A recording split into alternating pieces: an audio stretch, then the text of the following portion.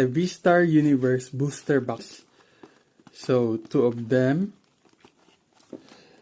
This is the Crown Zenith equivalent in Japanese. I got this for around $50.